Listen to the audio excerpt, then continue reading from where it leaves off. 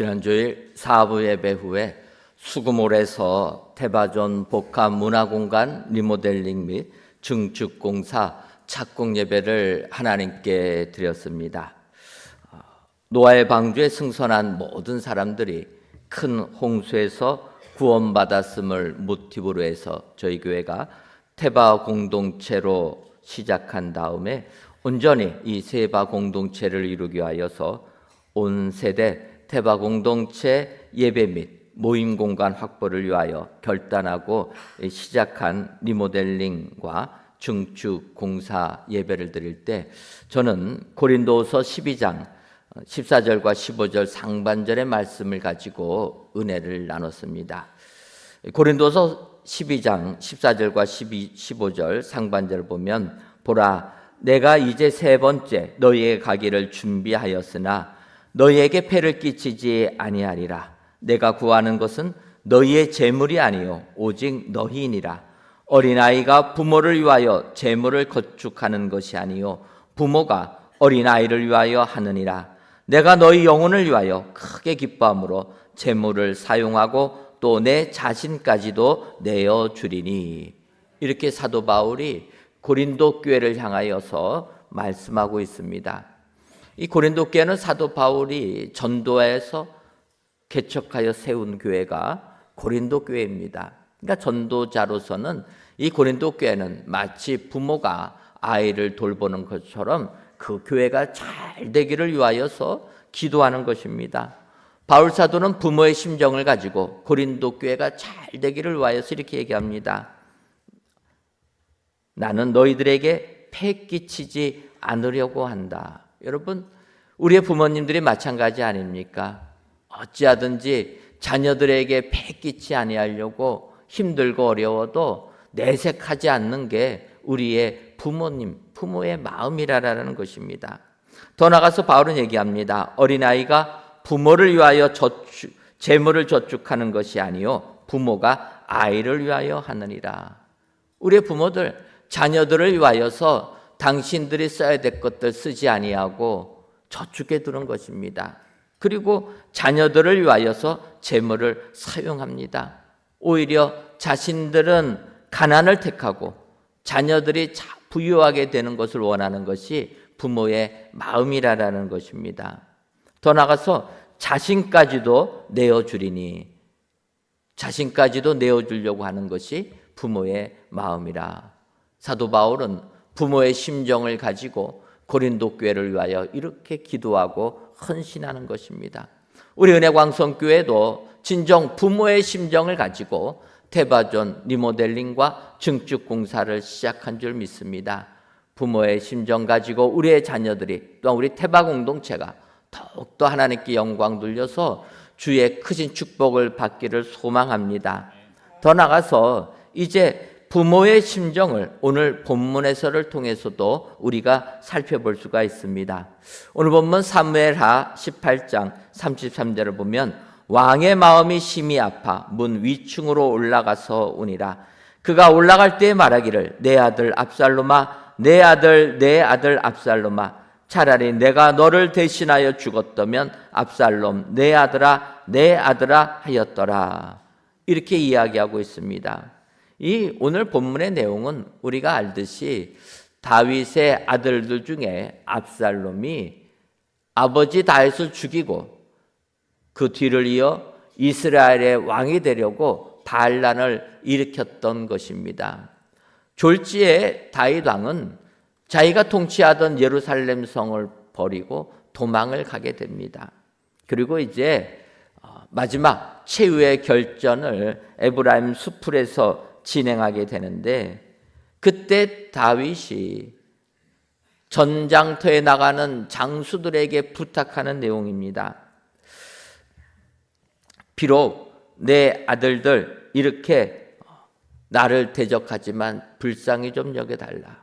여러분, 사실 부모 입장에서 나를 죽이겠다고 달려오는 아들들 그 용서하기가 어렵지 않습니까? 그런데 다윗은 반란을 일으킨 아들이 죽었다라는 소식을 듣고 슬퍼하고 통곡했다라는 것입니다. 세상에서는 이렇게 얘기합니다. 권력은 부자지간에도 나누지를 못한다. 역사를 보면은 다 그런 내용들입니다. 우리 교회가 선교하고 있는 인도 땅을 가게 되면 무조건 인도 나라 가면은 방문해야 될 유적지가 있습니다.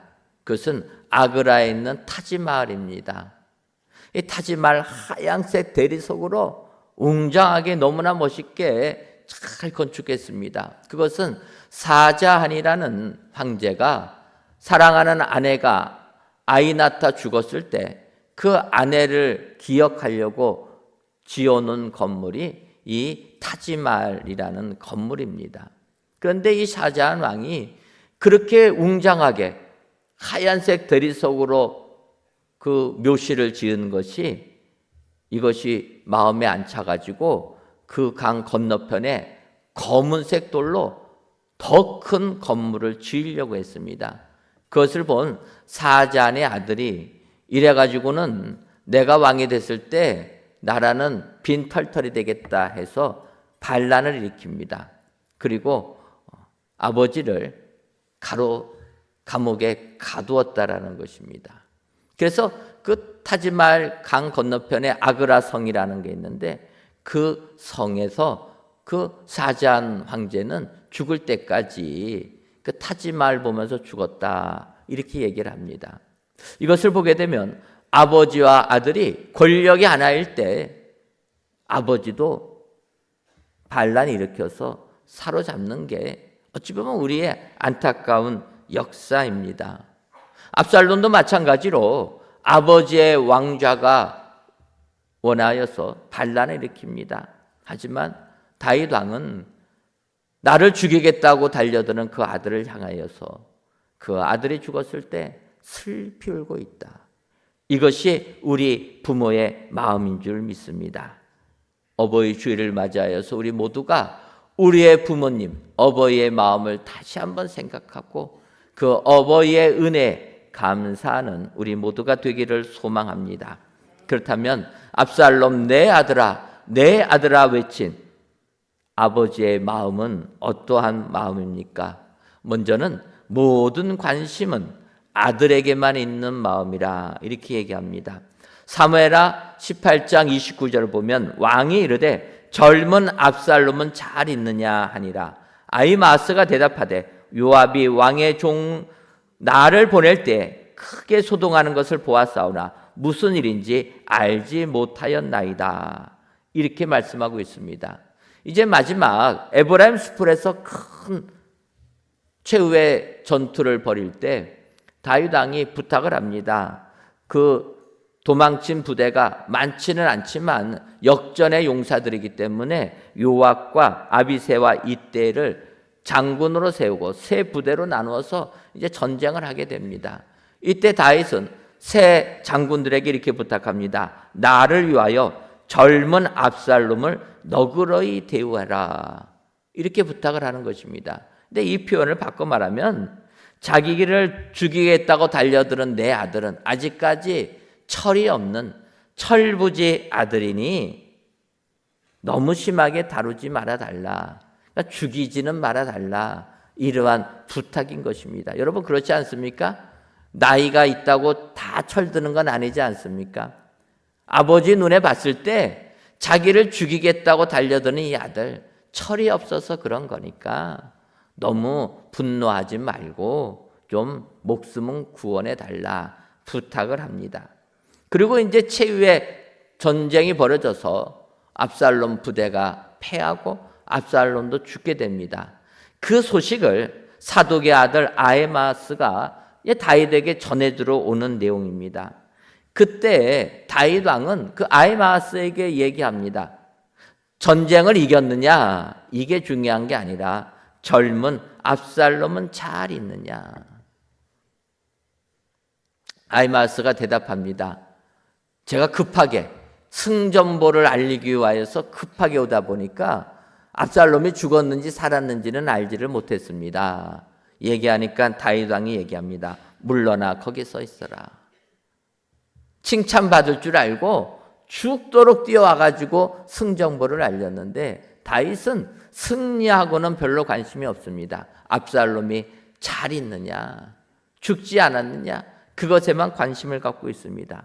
그리고 나서 이제 두 번째로 승정보를 알려주려고 구스 사람이 또 달려옵니다. 이때도 마찬가지로 다윗 왕은 묻습니다. 압살롬은 잘 있느냐? 여러분, 이것이 부모의 마음인 줄 믿습니다. 잘잘못 따지는 것이 아니라 그가 생명을 유지하고 있느냐, 그가 살아나고 있느냐, 이것만이 어버이의 관심이라는 것입니다. 우리가 잘 아는 대로 누가복음 15장 보면 탕자의 비유가 나옵니다. 한 아버지의 두 아들이 있는데 둘째 아들이 아버지 살아생전에 자기 목 유산 내놓으라고 하지 않습니까? 그 아버지가 줍니다. 그런데 그 둘째 아들은 아버지가 유산을 주자마자 몇 날이 안 되어서 정리하고 아버지 곁을 멀리 떠났다는 것입니다. 여러분, 이 둘째 아들이 왜 아버지 곁을 떠났겠습니까? 아버지가 유산을 줬으면 아버지는 이 둘째 아들이 잘 되기를 원하는 것 아닙니까? 관심을 가지고 이야기를 해주는 건데 아버지의 관심을 간섭이라고 생각한 것입니다. 그래서 아버지 간섭이 없는 곳, 내가 자유롭게 살 수 있는 곳 가서 살아야 되겠다 하고서 멀리 떠났다라는 것입니다. 근데 멀리 떠난 결과가 어떻습니까? 얼마 못해서 허랑방탕해서 다 허비하고 빈털터리가 되었다라는 것입니다. 둘째 아들, 아버지의 가기가 부끄러워서 돼지를 치는 일을 했는데 큰 흉년이 들으니까 돼지들이 먹는 쥐염 열매도 먹지를 못할 정도로 배고프와 아버지에게로 돌아가기로 결단하고 돌아가는 것입니다. 이때 누가복음 15장 20절을 보면 이에 일어나서 아버지께로 돌아가니라. 아직도 거리가 먼데 아버지가 그를 보고 측은히 여겨 달려가 목을 안고 입을 맞추니. 여러분, 이 둘째 아들이 결단하고 아버지의 집으로 돌아갈 때 아버지, 아직도 거리가 먼데 내 아들 언제 돌아오나 문 열어놓고 기다리는 것 아닙니까? 그리고 달려가서 목을 안고 입을 맞추며 사랑을 베풀었다라는 것입니다. 여기서 보면 그 멀리서 오는 아들을 보고 이 아버지가 측은히 여겼다라는 것입니다. 맞는 것 아닙니까? 아버지, 나는 그렇게 안 살겠다 하고서 떠나서 갔으면 잘 살아야 되는 것 아닙니까? 사춘기에 있는 자녀들이 뭐라고 합니까? 부모를 향하여서 나는 아버지같이 안 산다, 어머니같이 안 산다, 대못을 받지 않습니까? 그러고 나갔으면 잘 살아야 되는 것 아닙니까? 거지 중에 상거지가 돼서 온 것입니다. 그때 부모의 마음 불쌍히 여긴다라는 것입니다. 아무리 부모의 마음에 대못을 받아도 부모의 마음은 측은히 여기는 마음인 것입니다. 그리고 잔치를 베풉니다. 그러면서 이렇게 얘기합니다. 24절을 보면 이 내 아들은 죽었다가 다시 살아났으며 내가 잃었다가 다시 얻었노라 하니 그들이 즐거워하더라. 오직 부모의 관심은 자녀의 생명에게만 있다라는 것입니다. 여러분, 우리 부모님들은 내 생명을 나눠준 자녀들이 이 땅에서 잘 살고 생명을 유지하며 살기를 원하는 것. 오직 부모의 관심은 내 자녀들이 건강하게 잘 사는 것, 이거밖에 없지 않습니까? 세상에서 이름을 내던 뭐 잘 살던 이거는 관심 받기라라는 것입니다. 생명을 유지하고 있는 것. 그런데 요즘 시대 많은 사람들이 부모가 주신 생명을 너무나도 경솔하게 여기는 것입니다. 쉽게 생각하는 것입니다. 내가 할 수 있다 생각하고 나쁜 일들을 하는 것 아닙니까? 여러분, 이 땅 살 때 아무리 우리의 삶이 힘들고 어려워도 부모님이 주신 생명 우리가 쉽게 여기면 안 되는 것입니다. 생명 잘 유지하고 보존하고 건강하게 이 땅을 살기를 바라는 것이 생명을 나눠준 부모님들의 마음이라 우리가 이 부모님들의 마음을 생각하고 진정으로 생명을 주신 부모님께 감사하는 귀한 시간 되기를 소망합니다. 다음으로 아버지의 마음은 아들의 죽음에 마음 아파하는 마음이라 얘기합니다. 앞서 읽었던 사무엘하 18장 33절 상반절을 보면 왕의 마음이 심히 아파 문 위층으로 올라가서 우니라 이렇게 얘기합니다. 자기를 죽이겠다고 달려들었던 아들이 죽었다라는 소식을 듣고 다윗의 마음이 심히 아파서 울었다라는 것입니다. 여러분, 아들이 먼저 이 땅을 떠나는 것처럼 더 큰 슬픔이 어디 있습니까? 지금 우리 성도님들 중에서도 자녀를 먼저 보내신 가슴에 묻으신 성도님들이 계십니다. 이 고통을 우리가 어떻게 표현할 수 있겠습니까? 부모의 마음은 진정 그런 자녀들을 향하여서 우는 마음인 겁니다. 우리는 이 마음을 알아야 됩니다. 이탈리아 로마에 가게 되면 성 베드로 성당이 있습니다. 바티칸 시국 안에 있는 성당들 중에서 이 성 베드로 성당은 건물 자체가 그 예수님께서 내가 너에게 천국 열쇠를 주겠다 해가지고 건물 자체를 위에서 보면은 열쇠 모양으로 그렇게 건축한 게 이 베드로 성당입니다. 그리고 이 베드로 성당에는 워낙 많은 예술품들, 문화재들이 있어가지고 눈에 보이는 것들이 다 우리가 책에서 보던 예술품들입니다. 미술 작품들, 다 조각상들입니다. 걷는 곳곳마다, 손 대는 곳곳마다 다 문화재입니다. 그래서 이 성 베드로 성당에 가서 감상하려면 굉장히 조심해야 됩니다. 실수해서 손 잘못됐다가 어떻게 됩니까? 우리 집 다 팔아도 감당이 안 되는 것 아닙니까? 굉장히 조심해야 됩니다. 그런데 이 성 베드로 성당에 있는 많은 유물들 중에서 미켈란젤로의 피에타 조각상이라는 그 조각상이 있습니다. 이 피에타라는 단어는 이탈리아어로 슬픔, 비탄 이런 걸 뜻하는 것으로 이 피에타상이라는 것은 예수님의 어머니 마리아가 십자가 달려 돌아가신 예수님 아들의 시신을 붙잡고 있는 모습, 이것을 우리가 피에타상이라 이야기합니다. 그러니까 수많은 미술가들이 이 피에타상을 그리고 조각을 했는데 미켈란젤로가 만든 이 피에타 조각상은 너무나도 유명한 조각상이라는 것입니다. 그 전에 있던 조각상들과 달리 이 작품은 마리아의 얼굴이 다른 것과 달리 조금은 앳되게 표현됐다 이야기합니다. 그리고 이 조각상은 어머니 마리아의 모습이 좀 더 크게 표현되어 있고 또 예수님의 시신이 쭉 늘어져 있는 경직되어 있는 모습이 아니라서 많은 사람들이 르네상스 시대의 예술성을 제대로 부각한 작품이라 이렇게 이야기를 합니다. 그런데 성 베드로 성당에 오는 사람들이 꼭 이 피에타 조각상을 바라보고 지나갑니다. 그런데 많은 사람들이 거기에 있는 마리아의 얼굴을 보면서 말로 하지 못하는 그 슬픔을 공감하고 있다는 것입니다. 여러분, 아들의 시신을 아는 그 마리아의 마음이 어떠한 마음이겠습니까?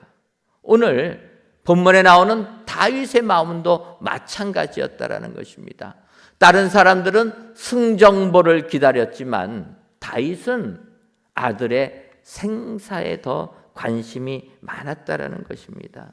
그래서 아들이 죽었다는 이야기를 듣고 승전의 기쁨보다는 아들을 잃은 슬픔 때문에 비탄에 빠져서 다락에 올라가 눈물을 흘렸다라고 이야기하는 것입니다. 우리는 우리를 낳아주신 우리의 부모의 마음을 알아야 될 줄 믿습니다. 진정으로 우리 부모의 마음은 자녀들이 잘 되는 것을 원하는 것이라. 이 부모의 마음을 헤아려서 이 땅 힘들고 어려워도 승리하는 축복의 삶을 살아야 될 줄 믿습니다. 마지막으로 어버이의 마음은 아들 대신 죽기를 바라는 마음이라 이렇게 얘기합니다. 사무엘하 18장 33절 중반절을 보면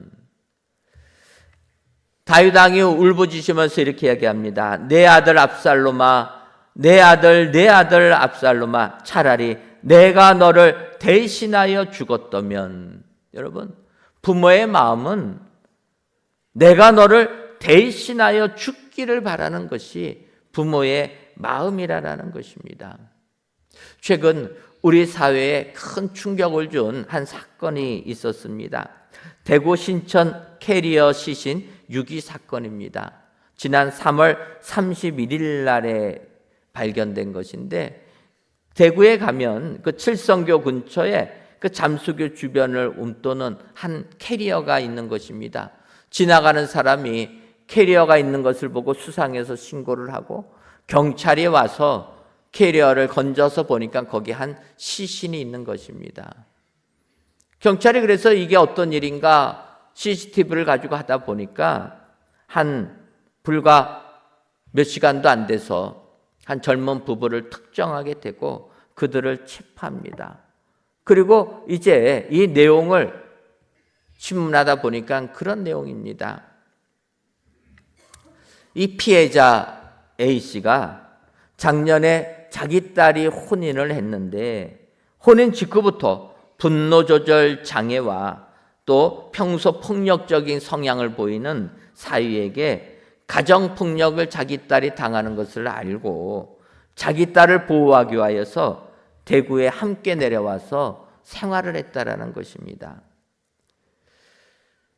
어머니가 원룸으로 이사 왔을 때 딸은 여기 있지 말라고 어머님으로 떠나라고 권유를 했습니다. 그런데 살해당한 어머니 떠나지 않았다라는 것입니다. 딸이 폭행당하는 것을 알았기 때문에 그거를 막아주려고 떠나지를 않습니다. 같이 살다가 결국은 어떻게 됩니까? 사위가 장모를 폭행해서 사망에 이르게 했다라는 것입니다. 이 어머니의 마음은 어떤 마음이겠습니까? 자기가 낳은 딸, 그 딸을 지켜주겠다. 자기의 목숨 대신해서 그 딸 지켜주겠다. 자기를 희생한 어머니의 마음이 아닙니까? 이것이 우리를 낳아주신 어버이의 마음이라는 것입니다. 오늘 본문의 다윗도 마찬가지입니다.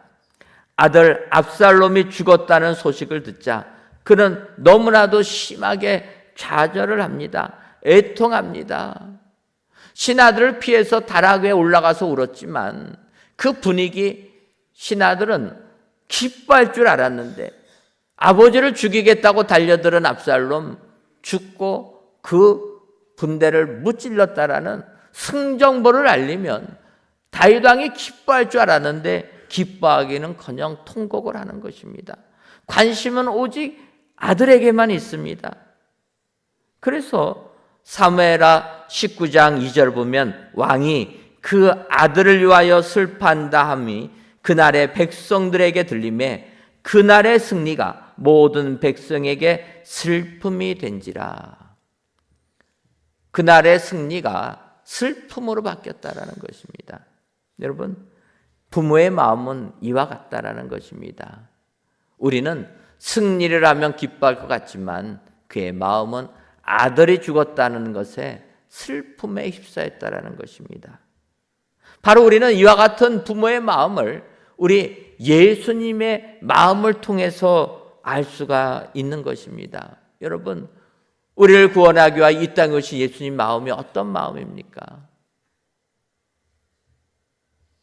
아담 이래로 죄악에 빠져 있는 사람들, 그들의 죄를 대신 지시고 주님이 십자가의 고난을 당하신 것이 우리 예수님의 은혜요 사랑인 줄 믿습니다.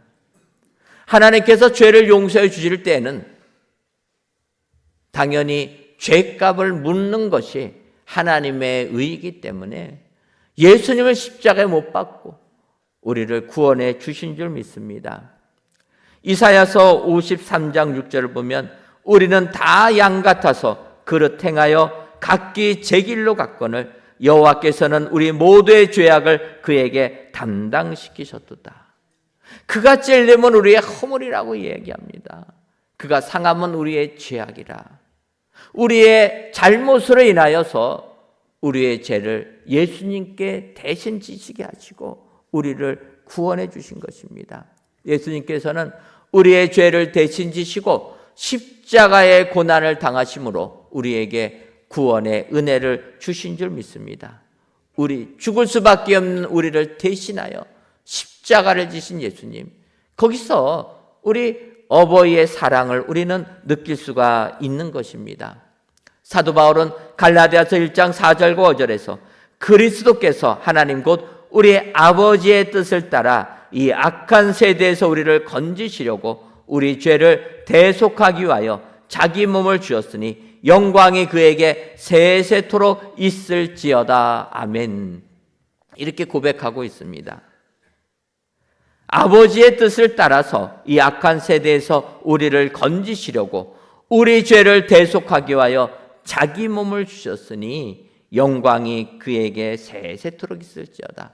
예수님께 찬양과 영광을 돌리는 이러한 내용입니다. 여러분, 우리 주님은 우리의 죄를 대신 지시기 위하여 십자가의 고난을 받으신 줄 믿습니다.